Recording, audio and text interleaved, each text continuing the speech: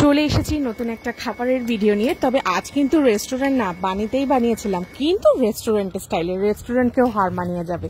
তোমাদের সাথেও শেয়ার করি, তাহলে তোমরাও বানাতে পারবে, তাই না? তো চলো, ফার্স্টে চিকেনগুলোকে এরকম ভাবে ভালো করে ধুয়ে নিয়েছিলাম। তারপরে তার মধ্যে দিয়ে দিয়েছিলাম একটু সর্ষে তেল, সামান্য একটু নুন, হলুদ, কাশ্মীরি লঙ্কা, আর যে বাটা মশলাটা ছিল সেটা ছিল হচ্ছে আদা, রসুন আর লঙ্কার পেস্ট। আর তারপরে দিয়ে দিয়েছিলাম 1 কাপ মতন ময়দা, তার সাথে পরিমাণ মতন কর্নফ্লাওয়ার। আর দেখো, ডিমগুলোকে কিন্তু ফাটিয়ে ডিমের সাদা অংশটা দিয়েছিলাম, ডিমের ভেতরে কিন্তু কুসুমটা একদমই দেবে না।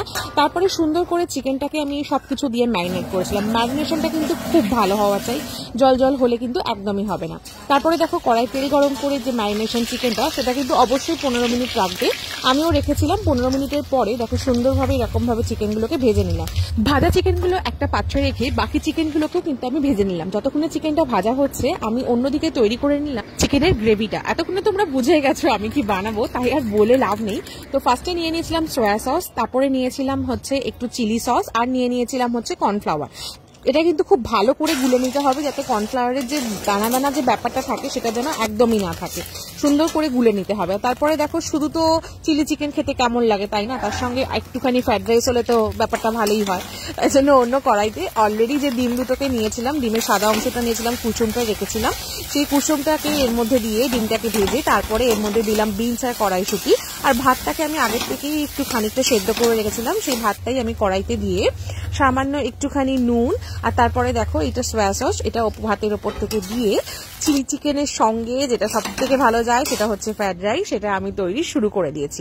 ওদিকে যতক্ষণে ভাতটা ভাজা হচ্ছিল ততক্ষণে আমি এদিকে চিকেনের প্রিপারেশনটা শুরু করলাম। দেখো, পেঁয়াজগুলোকে ঠিক এরকম ভাবে কেটে আগের থেকে রেখেছিলাম। পেঁয়াজগুলো একটু ভাজলাম, যখন অল্প একটু নুন দিয়ে দিলাম, তার সঙ্গে দিয়ে দিয়েছিলাম একটুখানি রসুন আর আদার। বেশি পেস্ট করবে না, একদম একটু গুঁড়ো গুঁড়ো ব্যাপারটা রাখবে। কিন্তু যখনই এই আদা রসুনের পেস্টটা পেঁয়াজের সঙ্গে দেবে, কনস্ট্যান্ট কিন্তু নাড়িয়ে যেতে হবে, যাতে কোনো রকম ভাবেই কড়াইতে এই পেঁয়াজ বা আদা বা রসুনের পেস্টটা যেন লেগে না যায়। বিকজ দুটোই কিন্তু একদম ড্রাই, এর মধ্যে কিন্তু কোনো জল নেই।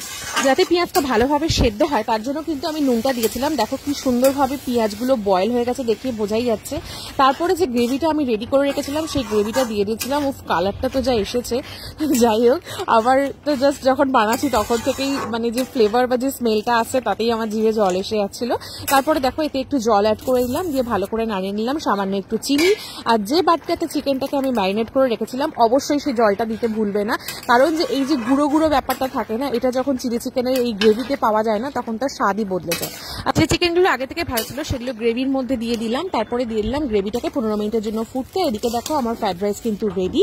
আর দেখো, আমার চিলি চিকেনটাও 15 মিনিট পরে দেখলাম একদম সুন্দরভাবে রেডি হয়ে গেছে, দারুণ একটা অ্যারোমা আসছে, কালারটাও কিন্তু সেরা এসেছিল। এখন দেখা যাক কেমন হবে খেতে, সেটা তো অবশ্যই জানাবো। তোমরাও কিন্তু জানিও তোমাদের ভিডিওটা কেমন লাগলো, আর নিজেরাও বাড়িতে একবার ট্রাই করে দেখবে, জাস্ট দারুণ হবে।